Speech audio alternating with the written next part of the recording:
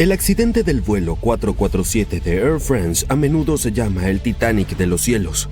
Estas dos tragedias ocurrieron con casi un siglo de diferencia, pero tienen algunas similitudes escalofriantes. En ambos casos se perdieron cientos de vidas. Además, el hielo fue uno de los culpables de las terribles tragedias. Y así como el Titanic se hundió en su primer viaje a través del Atlántico, el vuelo 447 enfrentó un desastre volando sobre ese mismo océano. Era el 31 de mayo de 2009. El vuelo 447 despegó de Río de Janeiro con rumbo a París, llevando a bordo a 228 personas entre pasajeros y tripulantes.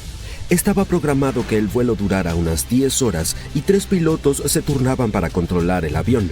Todo parecía ir sin contratiempos durante unas 3 horas hasta que el avión se aproximó a la región del Atlántico conocida por su clima impredecible y hostil. Alrededor de las 2 de la mañana UTC, las cosas comenzaron a ponerse difíciles. El avión atravesó una turbulencia muy fuerte que rápidamente empeoró. Pero eso no fue lo más grave. Empezaron a formarse cristales de hielo en los tubos pitot y esos pequeños dispositivos son cruciales para medir la velocidad del aire. Cuando se bloquearon, el piloto automático se desactivó. Los pilotos tuvieron que tomar el control manualmente. Fue entonces cuando los sistemas de vuelo cambiaron al modo de ley alternativa, lo que eliminó algunas de las protecciones de seguridad en las que los pilotos siempre confían. Fue el momento en que las cosas se salieron de control. El primer oficial Bonin, quien estaba al mando en ese momento, entró en pánico durante la turbulencia y elevó la nariz del avión. Lamentablemente, no era lo que se debía hacer en esa situación. El cambio repentino hizo que el avión perdiera velocidad de manera alarmante y activara una advertencia de pérdida. Inexplicablemente, en lugar de bajar la nariz para recuperar velocidad, Bonin siguió subiendo. Esto hizo que el avión ascendiera empinadamente hasta los 11.600 metros. Era mucho más alto de lo que debía estar. En un instante, la máquina entró en su caída fatal. En la cabina se desató el caos. El avión se paralizó, las alarmas sonaban y la tripulación estaba perdida sobre lo que sucedía. Por alguna razón extraña, Bonin seguía levantando la nariz del avión, lo que empeoraba las cosas aún más. Las advertencias se silenciaron por un momento, pero eso solo contribuyó a la confusión. Cuando el capitán Dubois, que había estado descansando, regresó a la cabina, entendió que la situación era crítica. Les gritó a sus colegas que bajaran la nariz del avión, pero ya era demasiado tarde. Durante más de 3 angustiosos minutos, el avión estuvo en caída libre hacia el océano. Durante ese tiempo, las acciones de la tripulación se anulaban entre sí. Bonin tiraba del control hacia atrás mientras sus compañeros intentaban empujarlo hacia adelante. Como resultado, el avión se mantuvo paralizado todo el camino hacia abajo, descendiendo en espiral desde 11.000 metros hasta el nivel del mar en una aterradora caída. Los momentos finales fueron capturados en la grabadora de voz de la cabina. «Hemos perdido todo el control del avión. No entendemos nada. Lo hemos intentado todo», gritaba uno de los pilotos. A las 2:14 UTC, el Airbus A330 se estrelló contra el océano a una velocidad de unos 280 kilómetros por hora. Ninguna de las 228 personas a bordo sobrevivió a la colisión. Las grabadoras de vuelo, que se detuvieron solo segundos antes del accidente, mostraron que la nariz del avión aún estaba inclinada hacia arriba cuando la aeronave impactó el agua. Los pilotos nunca recuperaron el control tras la pérdida de sustentación. Después del accidente, la investigación demostró que pequeños problemas pueden convertirse en un desastre inmenso en muy poco tiempo. Los tubos pitot bloqueados eran en realidad un problema menor, pero provocaron una reacción en cadena que sobrepasó a los pilotos. Los expertos señalaron que la confusión en la cabina y la lucha de los pilotos por entender lo que estaba sucediendo desempeñaron un papel importante en el accidente. La tragedia también alertó sobre la capacitación de los pilotos, especialmente para la pérdida de sustentación a gran altitud, lo que llevó a cambios en los protocolos de seguridad. Sorprendentemente, este desastre no es el único comparable a la tragedia del Titanic. La historia del dirigible R-101 es una catástrofe más que recibió el mismo nombre. El viaje del dirigible estaba destinado a ser un símbolo del futuro de Gran Bretaña en los viajes aéreos, pero todo se vino abajo tristemente de forma literal en su primer gran trayecto. Para octubre de 1930, el R-101 había pasado por algunas mejoras importantes. El plan era volarlo desde Inglaterra hasta la India. Debía ser un viaje larguísimo que mostraría de lo que era capaz este dirigible. Por eso había mucha presión para ponerlo en el aire. Pero existía un problema. No había sido probado lo suficiente, y algunos expertos pensaban que aún no estaba listo. De todas maneras, se dio luz verde a la misión.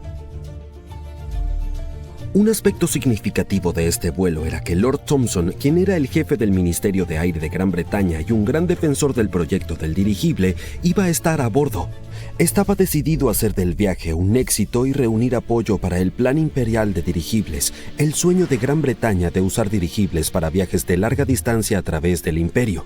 Así que junto con otros funcionarios importantes, ingenieros y miembros de la tripulación, Lord Thomson abordó el R-101 para lo que esperaban sería el vuelo histórico hacia India, pero ignoraban la tragedia que pronto ocurriría. La noche del 4 de octubre, el R-101 despegó de Cardington, Inglaterra. El plan era dirigirse a Francia, repostar allí y luego continuar su viaje hacia la India. Pero desde el principio las cosas no fueron bien. El clima era malo, con lluvia y fuertes vientos, lo que hacía que el enorme dirigible fuera difícil de controlar. Además, ya tenían algunos problemas técnicos que no estaban resueltos por completo. Los motores eran impulsados por diésel, una opción más segura porque tenía menos probabilidades de incendiarse que los motores de gasolina, pero al mismo tiempo no eran lo bastante potentes para un dirigible tan grande y pesado. De todos modos, a pesar de las advertencias sobre el mal tiempo, continuaron adelante. El R-101 cruzó el Canal de la Mancha y se dirigió hacia Francia. Pero a medida que el clima empeoraba, la aeronave comenzó a perder altitud. No podía mantenerse arriba. Para cuando volaba sobre Beauvais, en el norte de Francia, la situación se estaba volviendo crítica. La aeronave estaba demasiado pesada, especialmente después de ser golpeada por la lluvia, y tenía muchas dificultades para mantenerse en el aire. A eso de las 2 de la mañana comenzó a descender demasiado rápido. La tripulación hizo todo lo posible para que la nave comenzara a subir de nuevo, pero fue en vano. A las 2:09 ocurrió el desastre. El R-101 se estrelló en un campo a unos 80 kilómetros de París, pero eso no fue lo peor. Al ocurrir la colisión, la tela del dirigible se rasgó y el hidrógeno en su interior, un gas extremadamente inflamable, se incendió.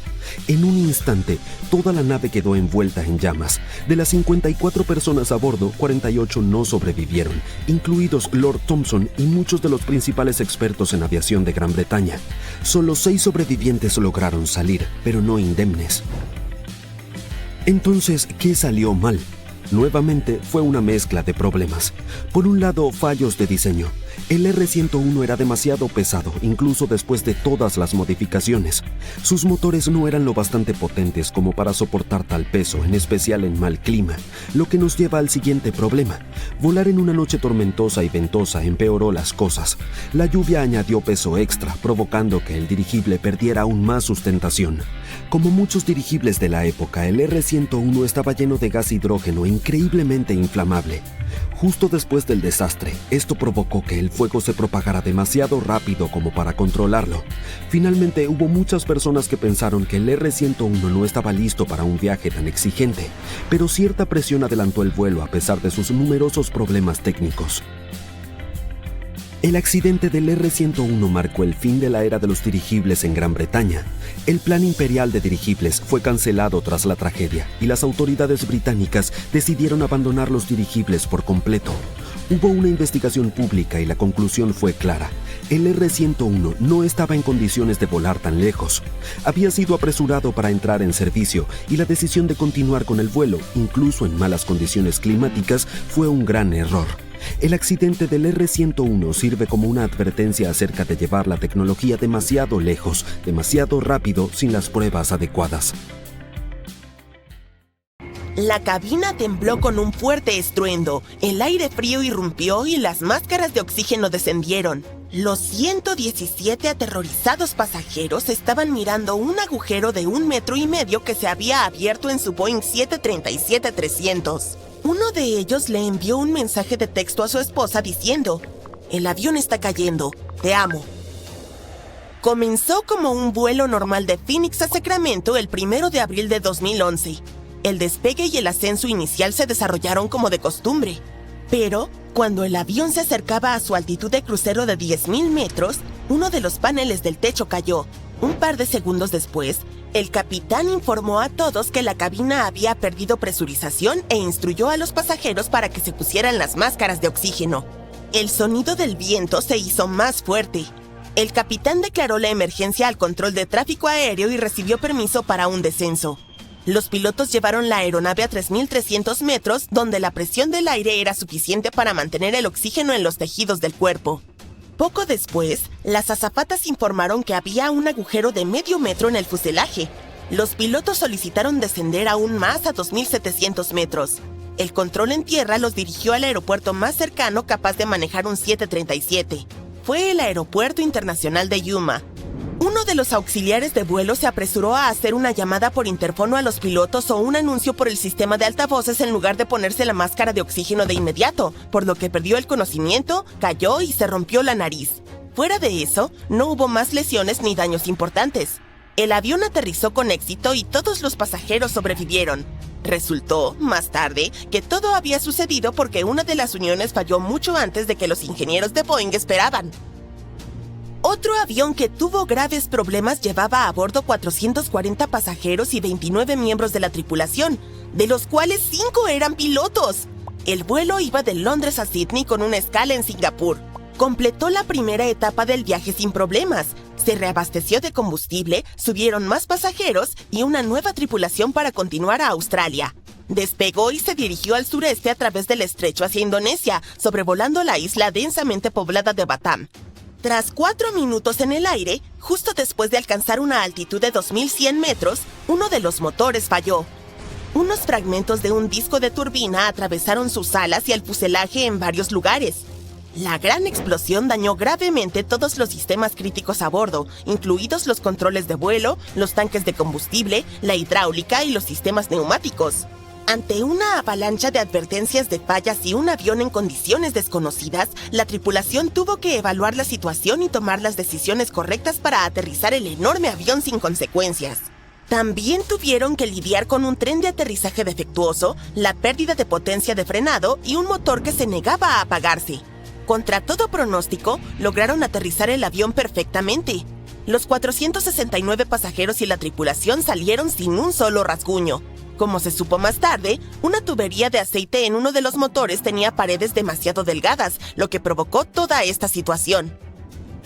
El 24 de mayo de 1988, el vuelo 110 de TACA International despegó de la ciudad de Belice, rumbo a Nueva Orleans, con 38 pasajeros y 7 miembros de la tripulación a bordo. La aeronave era nueva y todo marchaba sin contratiempos hasta que el avión se acercó a Nueva Orleans y se encontró con grandes tormentas eléctricas. Los pilotos hicieron su mejor esfuerzo para navegar a través de la tormenta, pero al descender a través de densas nubes a 5.000 metros, ambos motores perdieron potencia repentinamente. El avión planeaba hacia el suelo entre una lluvia torrencial y granizo. Los pilotos intentaron reiniciar los motores utilizando el flujo de aire, pero cuando los encendieron de nuevo, no produjeron lo suficiente para llegar al aeropuerto. Los pilotos se dieron cuenta de que no llegarían al Aeropuerto Internacional de Nueva Orleans, por lo que declararon una emergencia y consideraron un aterrizaje en el agua en los pantanos de Luisiana. Los controladores de tráfico aéreo sugirieron un aeropuerto alternativo, pero el avión no tenía suficiente altitud ni velocidad para llegar. Entonces, el primer oficial notó un dique cubierto de hierba que podría funcionar como pista. El capitán cambió de rumbo y logró hacer lo imposible al aterrizar el avión en la estrecha franja de césped. Sufrió daños mínimos y todos los pasajeros y miembros de la tripulación salieron ilesos. El 16 de octubre de 1956, el vuelo 6 de Pan Am se encontraba en la última etapa de un viaje alrededor del mundo cuando despegó de Honolulu, Hawái, con destino a San Francisco. Todo parecía normal en la aeronave con 4 motores de hélice hasta alrededor de la 1:20 de la madrugada, cuando el motor número 1 comenzó a fallar. El primer oficial intentó reducir la potencia y bajar los flaps para desacelerar el avión. Era imposible porque la hélice seguía girando en punto muerto, creando un arrastre adicional. La tripulación luchaba por mantener el control del avión, pero luego el motor número 4 también falló. Pronto empezó a hacer explosiones, por lo que tuvieron que apagarlo por completo. Funcionando solo con 2 motores, el avión no podía mantener la velocidad ni la altitud. Hicieron cálculos y determinaron que no tenían suficiente combustible para llegar a San Francisco ni regresar a Honolulu. Fue entonces cuando el capitán hizo una llamada de emergencia por radio. Sabía que sería demasiado peligroso intentar un amerizaje en la oscuridad, así que decidió mantener el avión en el aire hasta el amanecer. Guió la aeronave hacia un barco de la Guardia Costera estacionado en el Pacífico. Cuando estaba sobre el barco, el avión dio vueltas a 600 metros. Luego subió de nuevo para quemar combustible extra y aligerar el peso. El capitán les pidió a los pasajeros sentados en la parte trasera y cerca de los motores que se movieran hacia adelante. Al salir el sol, supo que era el momento. El equipo realizó la aproximación final. La cola del avión se rompió en el impacto y la nariz se sumergió en el agua. Pero gracias a su cuidadosa planificación y a la rápida respuesta de los botes de rescate, todos los pasajeros y miembros de la tripulación fueron rescatados a salvo antes de que la aeronave se hundiera. El vuelo 1380 de Southwest Airlines, que iba de La Guardia en Nueva York a Dallas Love Field el 17 de abril de 2018, llevaba a bordo 144 pasajeros y 5 miembros de la tripulación. A 9.700 metros de altura, el motor izquierdo explotó de repente y sus piezas se esparcieron por el aire. El ala y el fuselaje resultaron dañados y una ventanilla en la fila 14 se rompió, lo que provocó una descompresión rápida. Los pilotos comenzaron inmediatamente un descenso de emergencia y cambiaron el rumbo hacia el Aeropuerto Internacional de Filadelfia. El avión se inclinó hacia la izquierda y las alarmas comenzaron a sonar. Los pilotos se pusieron las máscaras de oxígeno y lucharon por recuperar el control. Pero incluso después de estabilizarlo, los daños hicieron que fuera muy difícil de volar. Cuando la capitana supo que uno de los pasajeros necesitaba atención médica urgente, intentó acelerar las cosas y logró aterrizar a salvo en Filadelfia. Lamentablemente, todos los esfuerzos de los auxiliares de vuelo no fueron suficientes y el pasajero que estaba sentado en la fila 14 falleció. Pero gracias al rápido pensamiento y habilidad de los pilotos y auxiliares de vuelo, se evitó un desastre mucho mayor. El vuelo 236 de Air Transat estaba volando desde Canadá hacia Portugal cuando, 3 horas y 46 minutos después de iniciar el trayecto, surgió una fuga de combustible en el motor derecho. Al principio, los pilotos no se dieron cuenta. Pensaron que los sensores defectuosos les estaban dando lecturas incorrectas. Durante más de 1 hora, continuaron volando como de costumbre hasta que se percataron de que algo estaba mal y se desviaron hacia las Azores para un aterrizaje de emergencia. Para entonces, ya era casi demasiado tarde. El motor derecho falló cuando aún les quedaban más de 270 kilómetros por recorrer. A 100 kilómetros del destino, también falló el motor izquierdo, por lo que el avión quedó completamente sin energía a 10.500 metros de altura. La tripulación advirtió al control de tráfico aéreo que podrían tener que amerizar en las oscuras y turbulentas aguas del Océano Atlántico. El impacto podría haber destrozado el avión y las probabilidades de supervivencia para las personas a bordo hubieran sido mínimas. Sin embargo, los pilotos no se rindieron y lograron planear casi 120 kilómetros y aterrizar a salvo. En el momento en que las ruedas tocaron la pista, la tripulación inició inmediatamente una evacuación de emergencia. Todos a bordo, 293 pasajeros y 13 miembros de la tripulación sobrevivieron. Y además, establecieron un récord mundial. El vuelo apodado posteriormente el Planeador de las Azores se convirtió en el planeo de mayor distancia registrado para una aeronave de pasajeros sin motores. ¡Increíble! Puedes asomarte por la ventana cuando estás en el cielo y ver los motores justo debajo del ala. Puede que te pase por la cabeza algo como, ¡oh, qué fascinante! Esa pequeña cosa es lo que nos mantiene en el aire a 11.300 metros. Y después de eso, vuelves a tu película, libro o iPad. Claro, es genial, pero de alguna manera esperamos que funcione. Lo damos por sentado y no le prestamos mucha atención. Y al mismo tiempo hay tanto trabajo detrás de escena. Abróchate el cinturón. Hoy estamos aquí para descubrir qué se necesita para que un motor de avión esté listo para despegar.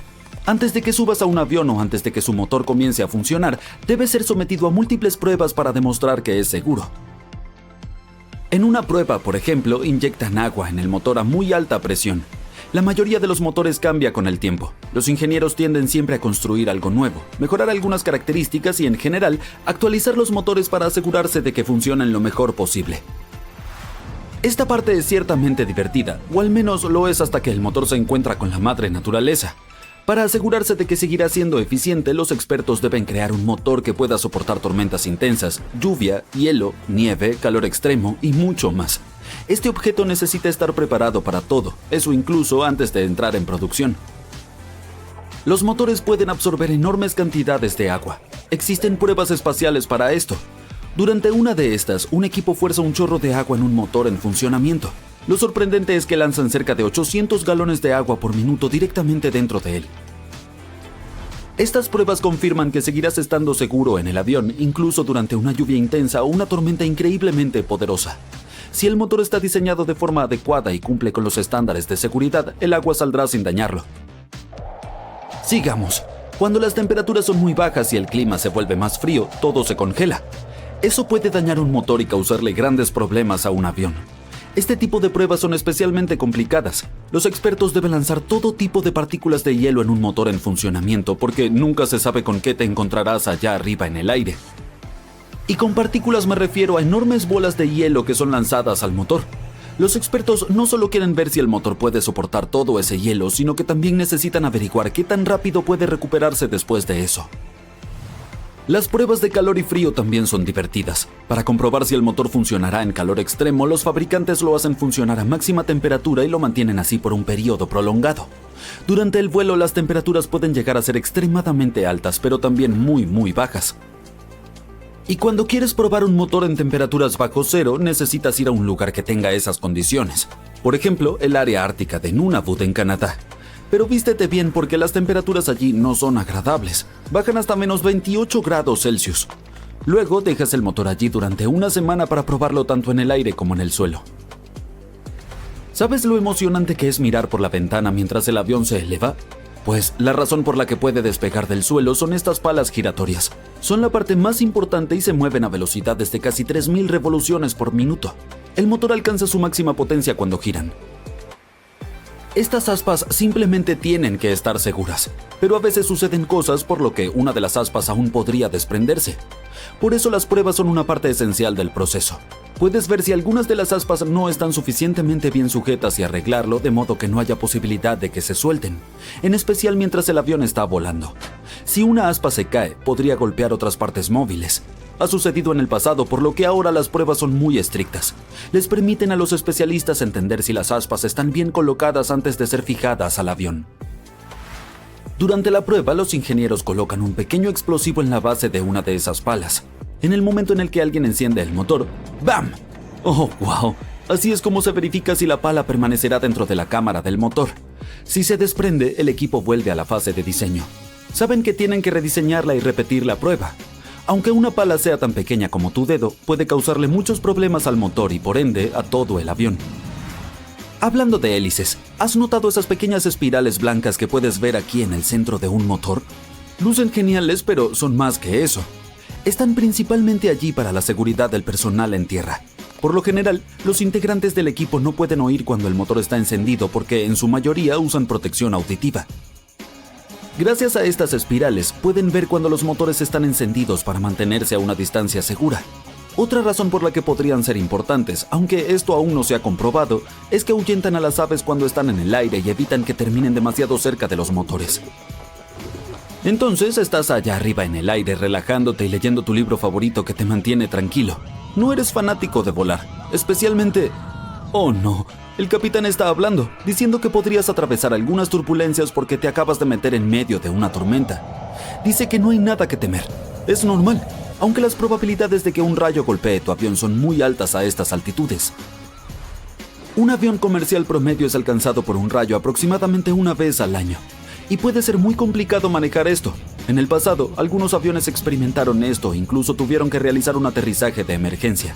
Por lo tanto, los ingenieros necesitaban crear un sistema de prueba para asegurarse de que una descarga eléctrica no apagara el motor. Utilizan materiales más ligeros como la fibra de carbono. Estos no conducen bien la electricidad, por lo que se emplean tanto en los motores como en la estructura básica del avión. Los fabricantes también añaden una capa de papel aluminio o una malla metálica, lo que hace que la aeronave esté aún más protegida contra los impactos de rayo. Así que, cuando el capitán te pide que no te preocupes, no se trata de dar falsas esperanzas ni nada por el estilo. Con el sistema existente, lo más probable es que ni siquiera sientas cuando un rayo impacte en tu avión. Hay 3 etapas para probar un avión terminado. Durante la primera, llamada estática, se verifica el sistema sin que el motor esté encendido. Durante la segunda, la etapa estacionaria, el motor funciona mientras está montado en un soporte especial. Y la etapa final, y quizá la mejor de todas, donde quieres comprobar si todo funciona bien, es la prueba en vuelo. Pones el motor en un par de situaciones distintas. Una vez que el avión está en el aire, el motor debe demostrar que puede generar empuje. ¿Recuerdas esas palas? Toma aproximadamente 2 años construir un motor y prepararlo para pruebas. Estas parecen algo que se puede realizar en poco tiempo, pero en realidad este proceso puede durar hasta 5 años para un solo modelo. Cuando los fabricantes lanzan un nuevo diseño, utilizan el primer motor que construyeron solo para pruebas. Eso significa que este modelo en particular nunca volará de forma comercial. Hay muchas más pruebas allí, por supuesto, como la de flexión de alas, por ejemplo. Las alas se flexionan durante las turbulencias. Esta es la razón por la cual tienes un viaje más suave. Prueban la flexión de las alas hasta casi el 150% de la flexión máxima que un avión experimentará durante un vuelo regular. Luego hay una prueba de aceleración. Diferentes partes de un avión experimentan un estrés y presión realmente grandes durante el vuelo. Imagínate corriendo por la pista para despegar y luego teniendo que detener el vuelo y el avión de repente. Las pruebas de aceleración básicamente aplican fuerzas intensas a los componentes o incluso a toda la estructura de una aeronave solo para asegurarse de que resistirá todo ese estrés. Un avión sin marcas de identificación se acerca a la costa de Indonesia. No es el momento más tranquilo y el operador de vuelos alarma. 2 cazas surcan el cielo, a punto de derribar la aeronave no identificada. Todo está a punto de acabar en un desastre, cuando los cazas se percatan de un extraño detalle. 1 de diciembre de 1941, el capitán de un Boeing 314, Robert Ford, y su equipo se preparan para uno de los vuelos más largos en uno de los aviones más grandes del mundo. El Boeing 314 Clipper es un hidroavión de gran capacidad, no tiene tren de aterrizaje, por lo que solo puede aterrizar en el agua. Su longitud es de 30 metros y su envergadura de 45 metros. Esto es más que un edificio de 6 plantas, y a bordo de esta embarcación hay un restaurante, zonas de descanso e incluso una habitación con cama. A pesar de su tamaño, el Clipper puede permanecer en el aire más de 18 horas. El capitán Ford no sospechaba lo que le esperaba más adelante. Subió al avión. Su vuelo se dirigía de San Francisco a Auckland, Nueva Zelanda. La primera escala era Los Ángeles. No hubo ningún problema. La siguiente parada fue Pearl Harbor. El vuelo iba bien. 7 de diciembre de 1941. Habían pasado 3 días desde que el avión había partido de Pearl Harbor. Quedaba la última etapa del viaje, el vuelo a Nueva Zelanda. En ese momento, el capitán Ford recibió la orden de devolver el avión a la base aliada más cercana. El camino de regreso estaba cerrado, por lo que la aeronave siguió volando hasta Auckland. El Clipper aterrizó sano y salvo en el aeropuerto de Auckland y recibió una orden que parecía imposible. Robert Ford y su equipo debían pintar todas las marcas de registro e identificación del avión y entregarlo en LaGuardia, Nueva York, para luego volar a través del mundo. Se trataba de una ruta inexplorada con una longitud de 37.000 kilómetros. En toda la historia de la aviación de la época, nadie había volado una distancia semejante. El equipo no tenía mapas ni dispositivos modernos de navegación. No conocían los terrenos que iban a sobrevolar. No sabían con quién podían encontrarse en el camino ni en qué aeropuertos aterrizarían. Debían mantener y reparar el avión ellos mismos, extraer combustible y trazar la ruta. Al mismo tiempo, casi no tenían dinero. Inmediatamente después de recibir la orden, el equipo se dirigió a la biblioteca de Auckland. Estudiaron todos los atlas y mapas para crear un plan de vuelo detallado. Primero, tenían que llegar a Australia, luego volar a África a lo largo de la costa de Asia y después debían ir a Estados Unidos. La tripulación pintó todas las señales del avión y se preparó para el despegue. Afortunadamente, antes de la salida, un banquero se enteró de su situación y les dio $500. El avión despegó. El equipo no se dio cuenta de que habían olvidado pintar la bandera estadounidense, pero en unos días eso les salvó la vida. Antes de ir a Australia, volaron a Nueva Caledonia para evacuar a un grupo de personas de allí y llevarlas a Australia. La operación tuvo éxito. Ya en ese país, el equipo tuvo que repostar el avión. No encontraron un transporte especial para los servicios de Clipper en ese aeropuerto, así que la propia tripulación transportó 800 bidones de gasolina. Y aquí hay un detalle importante: el Boeing 314 no utiliza combustible convencional, necesita repostar gasolina especial de aviación de alto octanaje. A primera hora de la mañana, el Clipper despegó y se dirigió a Indonesia. El vuelo iba bien, se estaban acercando al aeropuerto. Mientras tanto, el capitán de la base donde debía aterrizar el Clipper se percató de la presencia de un avión no identificado. No sabía quién lo pilotaba ni desde dónde. Nadie le había avisado. Pensó que podía tratarse de un avión enemigo, así que lanzaron 2 cazas para que surcaran el cielo. Se acercaron al Clipper y no vieron ninguna marca de identificación en su carrocería. Los pilotos estaban a punto de atacar, pero en ese momento vieron la bandera. Si Robert Ford no se hubiera olvidado de pintarla, todo habría acabado mal para él y su tripulación. Los cazas permitieron el aterrizaje. El Clipper descendió en el agua. Un barco flotó hacia él para reunirse con la tripulación de la embarcación, pero se detuvo. Resulta que el avión había aterrizado en un lugar lleno de minas marinas, por lo que el barco no se atrevió a navegar hasta allí. El Clipper se acercó al aeropuerto y evitó milagrosamente el contacto con las minas. Robert Ford y la tripulación se encontraban bien. Fueron a descansar muy deprisa y se pusieron en marcha, pero entonces surgió un gran problema. El avión comenzó a quedarse sin combustible y en la base naval solo había gasolina ordinaria para automóviles. Nadie sabía si el motor del avión podría funcionar con ella, podía quemarse o detenerse del todo, pero no había elección.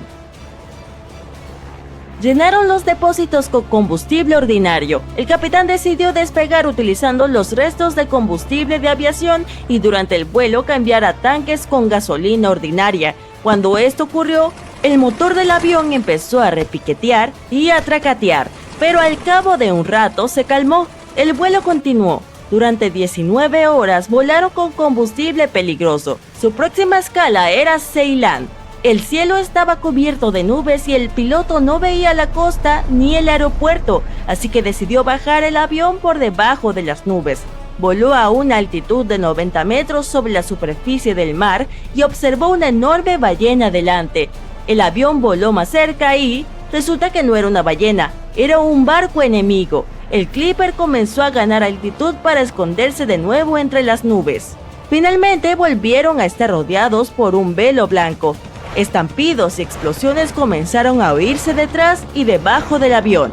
El Clipper voló con una visibilidad cero durante 60 minutos. Finalmente las nubes se despejaron y el capitán divisó el puerto de Ceilán. El equipo hizo una breve escala y prosiguió su viaje. Nada más despegar, uno de los motores explotó. Afortunadamente no tuvieron tiempo de volar lejos del puerto, por lo que consiguieron aterrizar el avión en el agua y reparar la avería. El Clipper continuó su misión. A partir de allí, el equipo de Robert Ford voló principalmente sobre tierra. Esto fue muy arriesgado, ya que el avión no tenía tren de aterrizaje y no podía aterrizar con seguridad en tierra firme. Finalmente llegaron al Congo. El equipo se lo pasó en grande aquí, recuperó fuerzas, descansó y lo más importante, consiguió gasolina de aviación de alto octanaje. Las cosas iban muy bien, pero les esperaba otra dura prueba. Los aviadores tenían que realizar el vuelo más largo de su viaje. Su próxima parada era una ciudad portuaria de Brasil, y la distancia hasta allí era de 5.600 kilómetros a través del océano. La distancia máxima de vuelo del Boeing es de 5.900 kilómetros. Cualquier desviación del rumbo o un fuerte viento en contra podía impedir fácilmente que el avión llegara al puerto. Preocupada, la tripulación rellenó el depósito y cargó combustible adicional en el avión.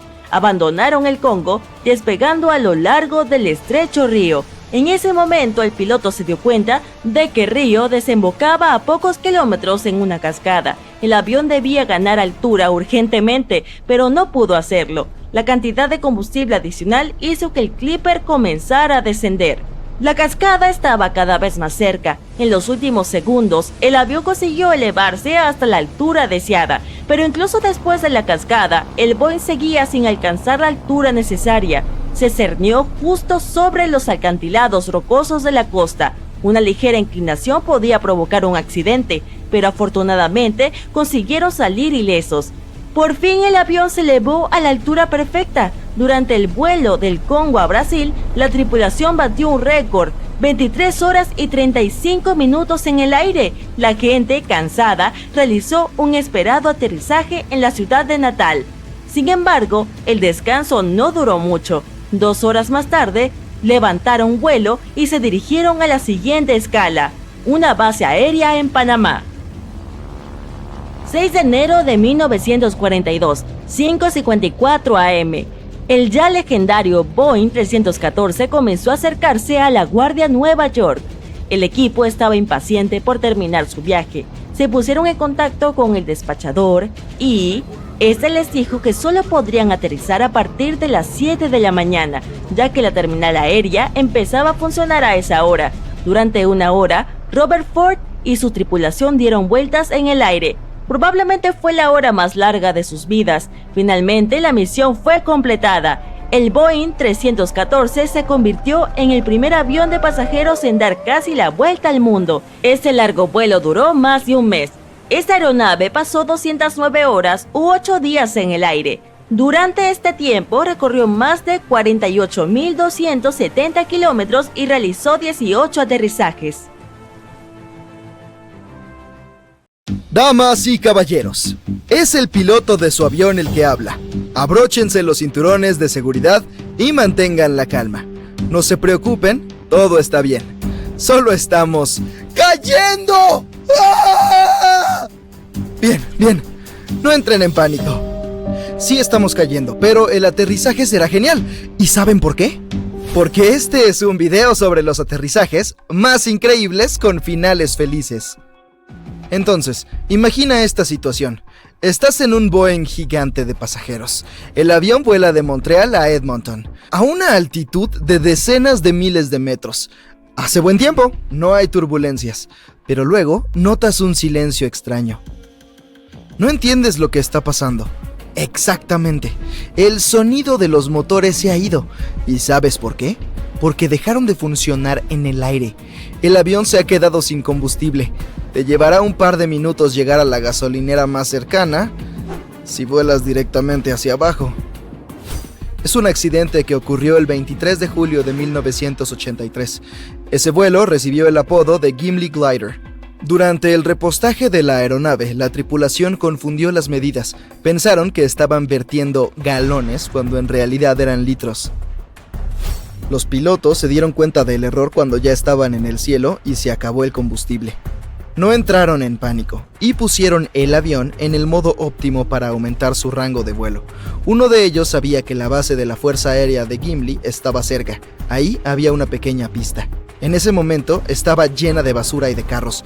El piloto se puso en contacto con la base y les advirtió que debían hacer un aterrizaje de emergencia.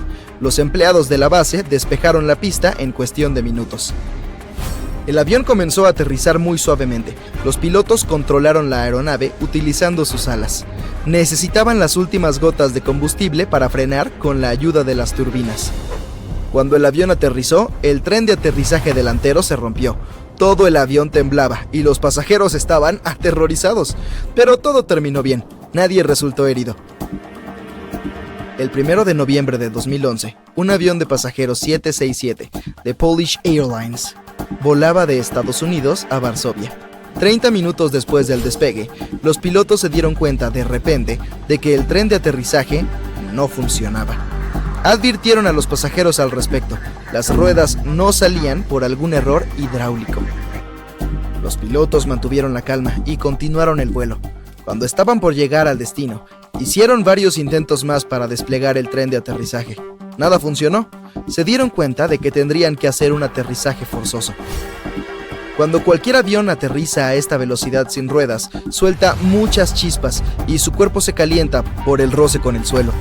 En este caso, la posibilidad de que se incendiara el tanque de combustible era alta. Es por eso que los pilotos tuvieron que dar vueltas alrededor del aeropuerto durante aproximadamente 1 hora para quemar combustible. Luego, cuando el tanque estaba casi vacío, comenzaron a aterrizar sin el tren de aterrizaje. Hubo chispas por el roce del metal contra la pista. La cabina temblaba. La parte inferior del fuselaje se puso roja a causa de la alta temperatura. Después de deslizarse por un rato, el avión se detuvo. Las 231 personas que había a bordo fueron rescatadas gracias a la profesionalidad de los pilotos. Probablemente uno de los aterrizajes de emergencia más famosos ocurrió en el río Hudson, el 15 de enero del 2009. El piloto, Chesley Sullenberger, se convirtió en un héroe ese día. El avión en el que volaba chocó con una bandada de gansos durante su salida de Nueva York. Los motores quedaron fuera de servicio. Solo había agua helada debajo del avión y casi ninguna posibilidad de salvación. Incluso ahora, los expertos dicen que el riesgo de estrellar el avión era muy alto. Pero el experimentado Chesley Sullenberger sabía qué hacer. Hizo todo lo posible por calmarse, se concentró en su trabajo, calculó el ángulo exacto en el que el avión necesitaba tocar el agua y aterrizó con éxito. Si hubiera cometido el más mínimo error, el avión habría perdido las alas y se habría hundido casi de inmediato. Chesley Sullenberger salvó la vida de 155 personas y se convirtió en una celebridad. Hubo una situación peligrosa en el cielo el 10 de junio de 1990. No para los pasajeros, sino para el piloto. El vuelo 5390 de British Airways despegó de Inglaterra y se dirigía a España. Estaba ganando altura y las azafatas empezaron a servirles comida a los pasajeros. En ese momento, los pilotos escucharon un ruido y la condensación comenzó a llenar la cabina. Luego, el vidrio del costado del capitán salió volando del marco de la ventana y lo sacó hasta la mitad de la cabina debido a la descompresión. Sus rodillas se atascaron en el panel de control al lado de su asiento. El primer oficial lo agarró con fuerza por el cinturón. Las temperaturas eran extremadamente bajas y afuera soplaba un viento increíblemente fuerte. El avión comenzó a descender, ganando velocidad. El piloto automático se apagó. Los asistentes del vuelo agarraron al capitán para que el copiloto pudiera operar los controles con ambas manos. El nivel de oxígeno estaba disminuyendo, por lo que se inició un aterrizaje de emergencia. El capitán estuvo fuera del avión durante unos 20 minutos. Y a pesar de las condiciones extremas, sobrevivió. El avión aterrizó con éxito. El capitán fue llevado al hospital y se reemplazó el vidrio. Investigaciones posteriores revelaron que la ventana se había volado porque los pernos que se usaron ahí no estaban en buen estado. Un avión se queda sin gasolina, los motores se detienen y un avión se estrella contra una bandada de pájaros. Todo eso es bastante aterrador. Pero, ¿y si un avión se partiera por la mitad? Esto realmente sucedió en abril del 2022. Un avión de carga Boeing 757-200 de DHL estaba acelerando en la pista. Iba a volar a Guatemala. La aeronave despegó y los pilotos notaron un mal funcionamiento en el sistema hidráulico. No volaron muy lejos, por lo que les pidieron a los controladores que les permitieran aterrizar. El avión dio la vuelta y comenzó a descender, y en ese momento su cola simplemente se rompió. El avión se salió de la pista. Estaba caliente, pero los bomberos le echaron espuma antiincendios justo a tiempo. Afortunadamente, ninguno de los miembros de la tripulación resultó herido. Se desconoce qué causó tal accidente, pero la empresa inició una investigación interna. Puedes encontrar fácilmente un video de este aterrizaje en internet. El siguiente aterrizaje forzoso ocurrió en los años 40. El piloto y 2 miembros de la tripulación sobrevolaban Papúa Nueva Guinea. La visibilidad era escasa debido a la niebla y la lluvia, pero, según los cálculos del piloto, volaban sobre un campo de trigo. Empezó a descender el avión. Las nubes se despejaron y no vio un campo, sino una zona pantanosa. No tuvieron más remedio que hacer un aterrizaje forzoso. Fue un éxito, o algo así. Los 3 miembros de la tripulación sobrevivieron, pero el avión se atascó en un pantano. Era imposible despegar, por lo que la tripulación fue a buscar el asentamiento más cercano. Durante 2 días caminaron a través de los pantanos, la hierba alta y puntiaguda y las hordas de mosquitos. Agotados, llegaron a tierra firme y se encontraron con uno de los lugareños. Los residentes ayudaron a la tripulación, los llevaron al pueblo y les brindaron ayuda médica. El avión quedó pudriéndose en el pantano. Permaneció ahí durante unos 30 años. Todo su cuerpo se cubrió de hierba, barro y musgo, y la cabina estaba mohosa. A los lugareños les encantaba meterse dentro del lugar y jugar con él. Luego, en los años 70, unos turistas de Austria encontraron accidentalmente el avión. Tomaron una foto y la publicaron en el periódico local. Atrajo la atención de muchos fotógrafos y viajeros de todo el mundo. Llamaron al avión el fantasma del pantano. Muchos turistas lo visitaron y se llevaron partes de la nave como recuerdo. En 2016, un viajero estadounidense lo sacó del pantano y lo trasladó a su casa. Cuando hace mucho frío en el exterior, los vuelos suelen retrasarse o, en casos extremos, incluso cancelarse por completo.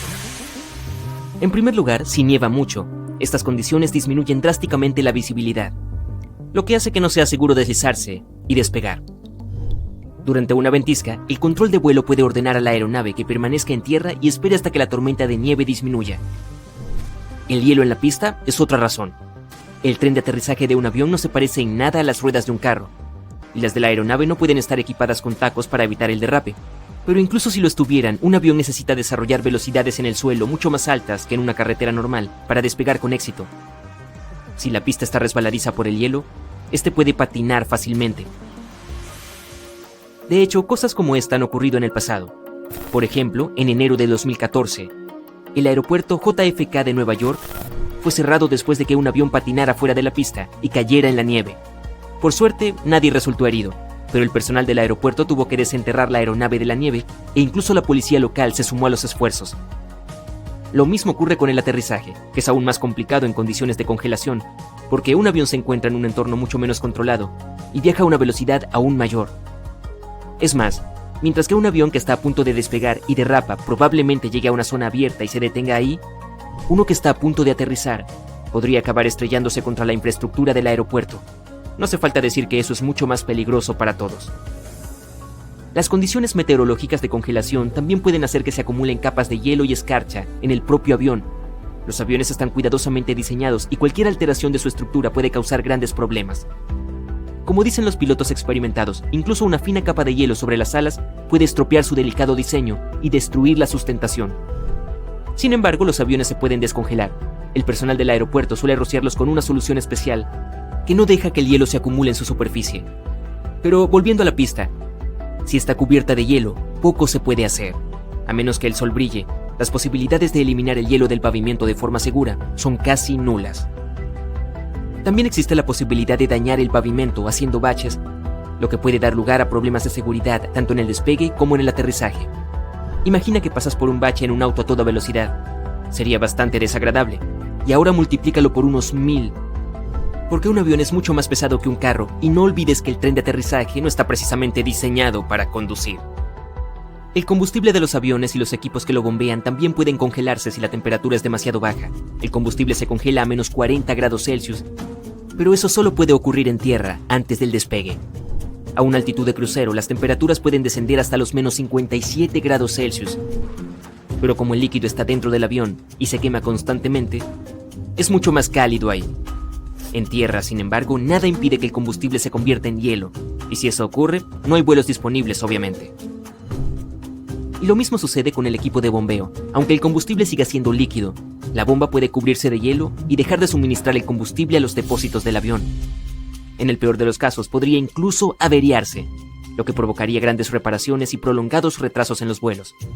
Por último, el personal de tierra tiene que hacer mucho trabajo antes del despegue o el aterrizaje, y al fin y al cabo son humanos, por lo que no pueden soportar el frío glacial durante demasiado tiempo. Este problema se resuelve a menudo con un equipo de trabajo. Un grupo de trabajadores sale al terreno para cumplir la misión, mientras el otro espera en un refugio. Al cabo de unos 20 minutos, el primer grupo regresa para calentarse y el segundo retoma el trabajo donde lo dejó el primero. Aunque es eficaz, ralentiza mucho las operaciones, por lo que también puede provocar retrasos. Pero a pesar de todos los problemas que puede causar el frío, en realidad es más beneficioso para un avión que el calor extremo. El aire frío es más denso que el caliente, por lo que los aviones ganan más sustentación y se mantienen más seguros en el aire. Además, son más fáciles de controlar en vuelo. Las moléculas de aire son más lentas y están más juntas, lo que crea un flujo de aire constante alrededor de las alas y la cabina. A gran altura, el aire se vuelve naturalmente más fino, ya que las moléculas de aire se dispersan y se vuelven más escasas. Precisamente por eso los aviones no pueden llegar a las capas superiores de la atmósfera. Simplemente no hay suficiente aire para crear la suficiente sustentación. Aunque lo mismo ocurre cuando hace demasiado calor en el suelo. Las moléculas de aire se vuelven más rápidas y se dispersan, lo que significa que las alas del avión no tienen tanto aire para empujar y ponerse en modo de vuelo. Para despegar con calor extremo, un avión tiene que moverse mucho más rápido para generar suficiente resistencia al aire y sustentación. Pero para moverse más rápido, necesita que sus motores funcionen mejor, y eso también es imposible cuando hace demasiado calor. A medida que el aire se vuelve más fino, la cantidad de oxígeno también disminuye, y los motores de los aviones utilizan el oxígeno de la atmósfera para la combustión. Cuando les falta este elemento crucial, no pueden convertir suficiente energía en empuje, lo que significa una aceleración más lenta y una peor producción de energía en general. Así que el problema es que el avión debe tener una mayor distancia de pista para acumular suficiente velocidad y sustentación para despegar. Pero no puede porque sus motores no están funcionando al máximo de su capacidad. Esto no suele causar problemas, pero solo hasta cierto punto. Cuando la temperatura a nivel del suelo alcanza unos 49 grados Celsius, algunos vuelos pueden cancelarse porque simplemente es peligroso que intenten despegar. Otros aviones son más resistentes al calor y más potentes, pero eso también depende del calor. Algunos aviones incluso tienen que reducir su peso eliminando parte del combustible, la carga o incluso a pasajeros cuando hace demasiado calor.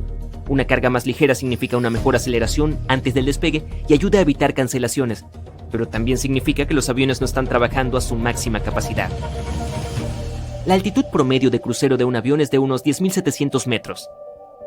Técnicamente no necesitan estar tan alto, pero esa altitud proporciona la mejor velocidad y eficiencia.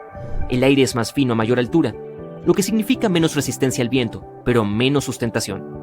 Para la mayoría de los aviones comerciales, la zona comprendida entre los 9.200 y los 12.200 metros es el punto óptimo en el que se equilibran ambos factores. Probablemente no estás usando una laptop de 1999 y tu computadora no vuela a una velocidad cercana a la del sonido. Por fortuna, los aviones tienen una vida útil más larga que las computadoras.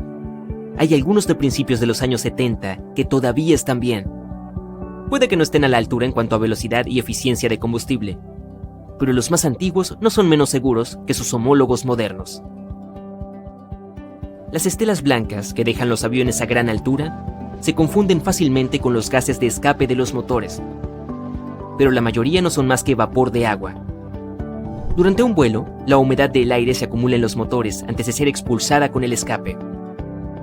El aire caliente y húmedo que sale de los motores se mezcla con el aire frío y seco que se encuentra a gran altura, dando lugar a largas y finas líneas de vapor. La humedad determina cuándo se forman las estelas de condensación y cuánto tiempo permanecen visibles. ¿Te has fijado alguna vez en los números del final de la pista? En realidad se utilizan para indicar al piloto la dirección en la que se encuentra el avión. Por ejemplo, el número 36 es la abreviatura de un rumbo de 360 grados, o hacia el norte. Y además de los números, las letras R y L indican si la pista más cercana está a la derecha o a la izquierda. Las luces en las puntas de las alas de un avión se llaman luces de navegación y se utilizan en momentos de visibilidad reducida. Ayudan a los aviones a verse entre sí en la oscuridad y también pueden indicar a los pilotos la dirección en la que viaja el avión.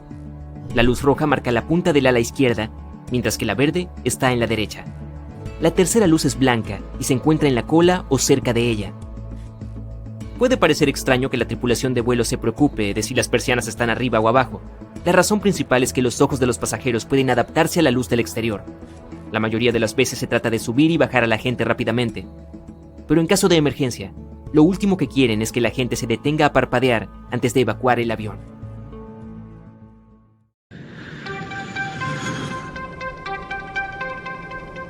Los bolsillos de los asientos de los aviones están llenos en su mayoría de revistas de a bordo, una guía de seguridad del avión e información sobre la aerolínea, pero también albergan todo tipo de basura, mugre y bacterias que no pertenecen allí. Un pasajero tose en un pañuelo de papel o se limpia la nariz que moquea con un puñado de ellos, pero en lugar de deshacerse de eso inmediatamente, lo coloca en el bolsillo del respaldo del asiento. Ahora otro pasajero llega en el siguiente vuelo y se siente exactamente en el mismo lugar.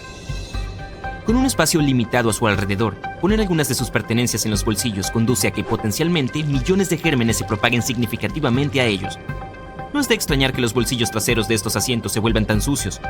Todo el mundo pone su basura dentro de ellos. Los pasajeros a menudo dejan barras de chocolate, pañales, corazones de manzana y nueces que no comieron. Esto deja migas y otras materias por todas partes. Toda la basura se saca antes del próximo vuelo, pero rara vez se limpia profundamente. Y la frecuencia con la que se limpia el avión y todo en su interior correctamente depende de la aerolínea. Las bandejas de plástico donde comemos y colocamos nuestras cosas son una de las partes más sucias de cualquier avión, si no es que la más mugrienta.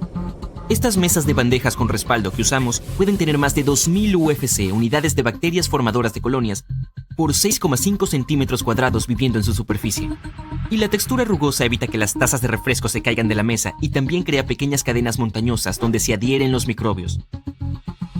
Los refrescos y los jugos azucarados que se derraman en las bandejas durante los vuelos brindan a las bacterias el ambiente perfecto para quedarse y alimentarse. A las bacterias les encanta vivir en este plástico casi tanto como en la piel humana. Y hay muchos microbios que tu bandeja atrapa y retiene, especialmente cuando no se limpia a fondo. Al igual que las salidas de aire que siempre se manipulan, las hebillas de los cinturones de seguridad son probablemente lo más tocado en cualquier avión. La hebilla promedio puede contener casi 1000 unidades de bacterias formadoras de colonias por 6,5 centímetros cuadrados en todo momento. Los pasajeros tocan las hebillas del cinturón de seguridad para ir al baño, incluso después de lavarse las manos. Las personas caminarán por el pasillo tocando todos los reposacabezas para mantener el equilibrio y llegar a su asiento. Después de acomodarse y abrocharse el cinturón, la mayoría se tocará la cara, los ojos, el teléfono e incluso la comida durante el resto del viaje. Los aeropuertos pueden ser grandes propagadores de virus, pero se limpian constantemente. No se puede decir lo mismo del metro, los autobuses o incluso los taxis. Las manijas de las puertas del metro, los carros de equipaje, las sillas, los asientos y los postes rara vez se limpian y son un caldo de cultivo para todo tipo de desagradables bacterias.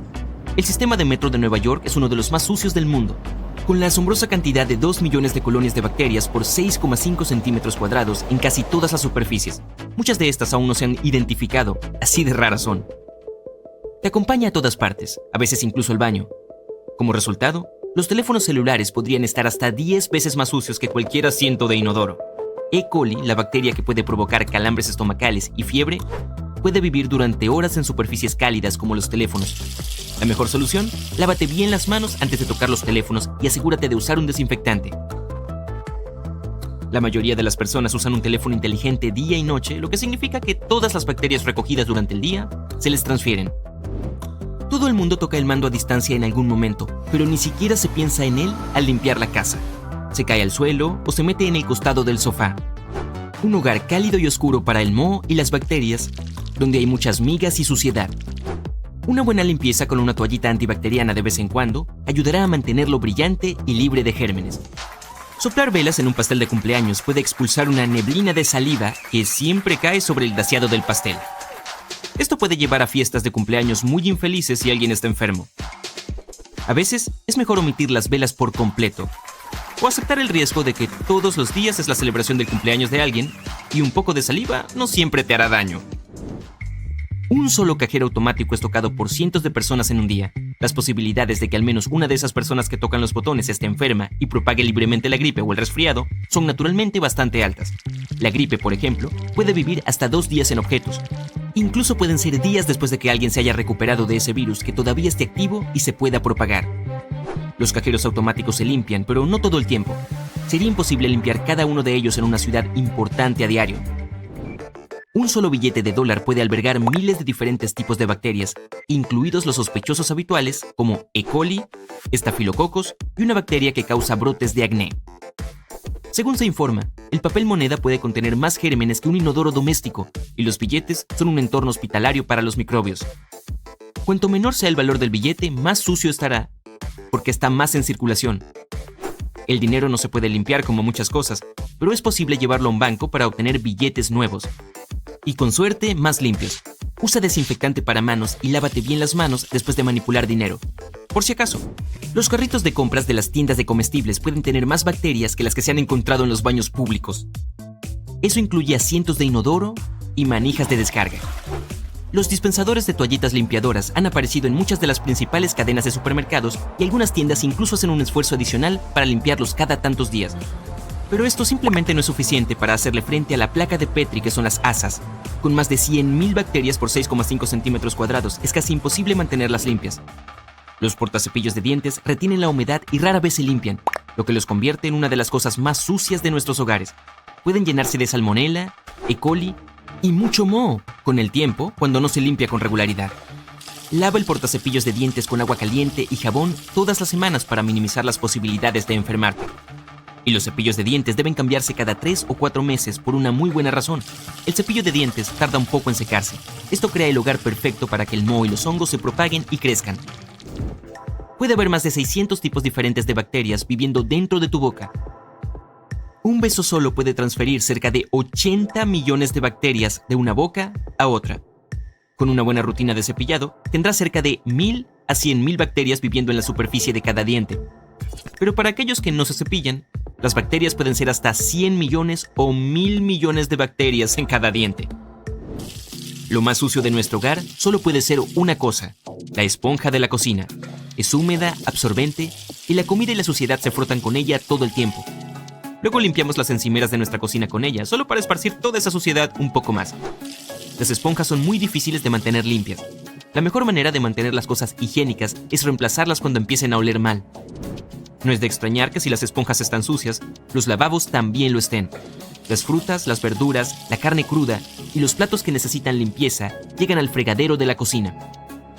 Esto crea un caldo de cultivo extremadamente alto para E. coli, salmonela y muchas otras cosas asquerosas. Se pegarán a los lados y drenarán en el agujero, creciendo como locas. Limpia los fregaderos antes y después de cada uso, y asegúrate de mantenerlos lo más secos posible para evitar también el crecimiento del moho. Los menús de los restaurantes y los dispensadores de condimentos no se limpian con tanta frecuencia como deberían. Si alguien con un resfriado estaba usando los condimentos justo antes que tú, esto aumenta en gran medida las posibilidades de que las bacterias que causan el resfriado estén en tus manos. Y luego en tus papas fritas. El menú rara vez se lava con desinfectantes después de cada uso. Los clientes han estado tocando bastantes cosas como sillas, mesas, su cara o cabello antes de devolver los menús. Y los juguetes para perros deben limpiarse con regularidad para evitar que las bacterias o el moho se propaguen demasiado. Cada vez que un perro babea sobre un juguete, no se limita a transferir bacterias de su boca. Crea un lugar húmedo y pegajoso para que vivan otros gérmenes. No hay forma de saber que ha recogido su juguete favorito en la casa o en el jardín. Los bolsos y carteras podrían tener más bacterias de las que realmente consideramos. Se colocan regularmente en pisos sucios, pisos de baños, encimeras y en la calle. Esto los expone a todo tipo de gérmenes como salmonela, E. coli, moho y hongos todo el tiempo. Y las toallitas con alcohol son muy buenas para llevar en tu bolso o mochila para limpiarlos bien cuando sea necesario. Las fuentes para beber son un pozo negro de bacterias y gérmenes. Se pueden encontrar más de 2 millones de bacterias por 6,5 centímetros cuadrados solo en los grifos de la fuente. A medida que se mojan y son tocados por cientos de manos, las bacterias y el moho comienzan a crecer. Si alguien ha tosido o estornudado cerca recientemente, estas partículas se adherirán al agua. Esto crea una mayor probabilidad de que la próxima persona que beba se contagie de algo. Estás parado en el techo de una torre de control en el aeropuerto. Ves un avión enorme que se acerca para aterrizar. Está zumbando sobre tu cabeza, pero todo lo que oyes es el silbido del viento. El primer sonido que hace el avión es el roce de los neumáticos contra el asfalto. Esto es porque este avión gigante funciona con electricidad, no necesita quemar toneladas de combustible y no llama la atención de los transeúntes con su ruido al sobrevolar la ciudad. Pero los ingenieros predicen que los aviones totalmente eléctricos no aparecerán hasta dentro de un par de décadas. Por ahora, el Dreamliner 787, que puede transportar a 310 pasajeros y no emite contaminación, sigue siendo un dulce sueño para los diseñadores. Retrocedamos en el tiempo a hace 140 años, en 1883. Un entusiasta de la aviación francés realizó el primer vuelo con propulsión eléctrica. Instaló un motor eléctrico en un dirigible. El problema era que ese motor pesaba tanto como una motocicleta grande, así que el dirigible no podía volar largas distancias y transportar a muchos pasajeros. Ok, volvamos a nuestro tiempo. El problema de los motores pesados y las baterías sigue sin resolverse. Medio kilo de combustible de un avión regular contiene 60 veces más energía que medio kilo incluso de la batería más avanzada. Entonces tendríamos que aumentar el tanque del avión 60 veces y llenarlo con baterías. Pero ahora el avión es mucho más pesado y apenas puede despegar, entonces tenemos que sacar muchas cosas necesarias de él, como varias filas de asientos, baños y todas las bebidas y bocadillos para que el avión pierda algo de peso. Y ahora colocar más baterías en todos los lugares vacíos. El avión puede despegar, pero no puede aterrizar. Está diseñado para despegar con el tanque lleno y aterrizar casi sin nada. De lo contrario, su tren de aterrizaje simplemente no puede soportar la carga y se rompe cuando toca el suelo. Así que si el avión necesita hacer un aterrizaje de emergencia justo después del despegue, tendrá que dar vueltas sobre el aeropuerto hasta que haya quemado suficiente combustible. Solo se le permite aterrizar cuando alcanza cierto peso, pero en el caso de las baterías, el peso del avión no cambia durante el vuelo, así que los diseñadores tuvieron que encontrar otra solución. Conduzcamos este pequeño avión monomotor hasta un hangar y saquemos el viejo motor de combustión, el sistema de escape y el tanque de combustible. Reemplázalos con un motor pequeño, que es mucho más pequeño y liviano. Llena todos los espacios libres con baterías. El peso de la versión final del avión debe seguir siendo exactamente el mismo que el del avión original. Así que ahora puede despegar y volar sin problemas, pero solo puede hacer eso en distancias cortas, y esa es una gran ventaja de los aviones eléctricos. Aproximadamente la mitad de todos los vuelos en el mundo tienen menos de 805 kilómetros. Hay muchos vuelos de distancias como la de Nueva York a Washington D.C. o de Detroit a Toronto. Es menos de 322 kilómetros. Y hay enormes aviones de pasajeros haciendo esos vuelos. Despegan, ganan altitud e inmediatamente aterrizan. Usar estos quemadores de gas a distancias tan cortas es como colocar un elevador de carga enorme en una casa de 2 pisos. No es rentable y no tiene sentido. Todos los aviones convencionales del mundo emiten alrededor de 1 billón de toneladas de CO2 al año. Así que podemos reducir la cantidad de daño al medio ambiente a la mitad usando aviones eléctricos. Muchos diseñadores están intentando convertir algunos aviones en eléctricos. Por ejemplo, el Cessna 208B E-Caravan, el avión de pasajeros común de 9 asientos, ahora usa un motor eléctrico y a partir de 2020 está en proceso de certificación. Esto significa que todos los tornillos y cables del avión se prueban para garantizar su seguridad. Este proceso puede llevar años. ES-19 es un avión de 4 motores totalmente eléctrico. El casco de aluminio lo hace extremadamente ligero, aunque el precio por unidad es de aproximadamente $8,8 millones. Su mantenimiento cuesta un 90% menos que el de los aviones regulares, y la energía eléctrica para el avión en sí es de un 50 a 75% más barata que el combustible estándar. Podrá cubrir distancias de aproximadamente 354 kilómetros. Es ideal para viajar por Europa o entre islas remotas y puede utilizar pistas de aterrizaje que no superen los 762 metros. Dado que estos aviones son prácticamente silenciosos, se podrían construir aeropuertos cerca del centro de las ciudades. Esto reduciría el tiempo de viaje casi a la mitad. Aviation Alice ha dado otro paso hacia el futuro. Este avión de 9 asientos está fabricado casi en su totalidad con materiales compuestos y está propulsado por 3 motores. La forma de barco invertida y la cola en forma de V hacen que su aerodinámica sea perfecta. Tiene la longitud de un autobús escolar y una envergadura tan ancha como una cancha de baloncesto. Su peso máximo de despegue es como el de 2 camionetas. El 60% de ese peso son baterías. Esto le da la capacidad de volar distancias de aproximadamente 998 kilómetros. Eso es más que la distancia entre Nueva York y Detroit.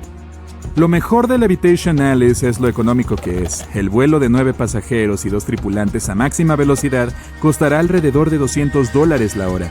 Para aviones convencionales de la misma clase como Cessna y Beechcraft, este número sería aproximadamente 5 veces mayor. El problema de los vuelos de corto alcance puede resolverse mediante una red de aeropuertos abandonados. Por ejemplo, en los Estados Unidos hay alrededor de 2.000 de ellos y 5.000 aeropuertos públicos. Cada uno de ellos puede equiparse con una estación de carga, al igual que una estación de servicio. Media hora en una estación de carga para Alice equivaldría a 1 hora de vuelo en el aire. Entonces, mientras los pasajeros suben y bajan y se carga su equipaje, el avión puede acumular suficiente energía para volar. Entonces los aviones pequeños son buenos como taxi aéreo o jet privado, pero necesitas al menos 20 aviones Aviation Alice para reemplazar a un Boeing 737 completo con 180 pasajeros. El precio de un pájaro eléctrico es de $4 millones, así que eso da $80 millones versus $100 millones para un Boeing. Así que Alice gana de nuevo. Sunum Aero intentó construir un avión eléctrico que pudiera transportar 50 pasajeros. La compañía primero optó por un avión ZA-10 de 12 asientos. Era un híbrido impulsado por el trabajo combinado de motores tradicionales y eléctricos. Los ingenieros confiaron en la evolución de las baterías y predijeron que su avión podría viajar 1.609 kilómetros, por lo que podría volar desde Los Ángeles a Seattle con una sola carga, y solo costaría $500,000 más que Alice. El gran avión de 50 asientos debería haber funcionado con el mismo principio, pero la compañía perdió fondos antes de que pudiera presentar el avión terminado. Tal vez podamos crear uno totalmente eléctrico que no tenga partes móviles en lo absoluto. Utilizaría viento iónico. Los ingenieros del MIT crearon un modelo liviano de un avión con una envergadura de aproximadamente 5 metros y sin motor. Hay una estructura de metal similar a una cerca entre las alas del avión. Una batería alimenta esta estructura con electricidad cargada negativamente de 40.000 voltios. Había una estructura igual en la parte posterior del ala que estaba cargada positivamente. Cuando se alimenta esta estructura, su extremo frontal captura electrones cargados negativamente del aire como un imán. Luego los electrones vuelan hacia la estructura cargada positivamente en la parte posterior. A medida que los iones se mueven, chocan con las moléculas de aire millones de veces. Esto crea empuje, como el de un avión normal, y a medida que se mueve, sigue cargando las partículas en el aire y empujándolas hacia atrás. Los ingenieros del MIT realizaron alrededor de 10 vuelos de prueba. Su avión fue capaz de volar casi 61 metros con empuje de iones, pero su modelo de avión solo pesaba 2,3 kilogramos y volaba sin piloto. El avión tripulado más ligero del mundo, el BD-5J, pesa 7 veces más, por lo tanto debería tener alas gigantescas para adaptarse a esta estructura de metal para el empuje de iones, y el voltaje en esa estructura tendría que ser mucho más alto para crear suficiente empuje, para permitir que el avión despegue. Por lo tanto, esta tecnología necesita muchos años para desarrollarse y perfeccionarse antes de que pueda probarse en aviones a escala real. En este momento, uno de los esquemas de motores eléctricos más confiables y económicos es trabajar junto con hélices o turbinas tradicionales. Un avión puede usar un motor eléctrico para un despegue rápido y silencioso. Ganará altitud y abandonará el espacio aéreo de una ciudad densamente poblada. Luego pondrá en marcha los motores principales que funcionan con combustión de combustible. Esto permitirá que el avión alcance una gran velocidad y vuele una larga distancia. Durante este tiempo, las baterías del avión serán cargadas por el generador impulsado por el motor principal. Cuando llegue el momento de aterrizar, los motores principales se detendrán y el avión aterrizará completamente en silencio con el motor eléctrico. Así que nos estamos moviendo gradualmente hacia la fabricación de aviones completamente eléctricos y silenciosos. Entonces podremos ubicar los aeropuertos más cerca de los centros de las ciudades. Esto ahorrará tiempo de viaje y reducirá la cantidad de gases nocivos emitidos a la atmósfera terrestre.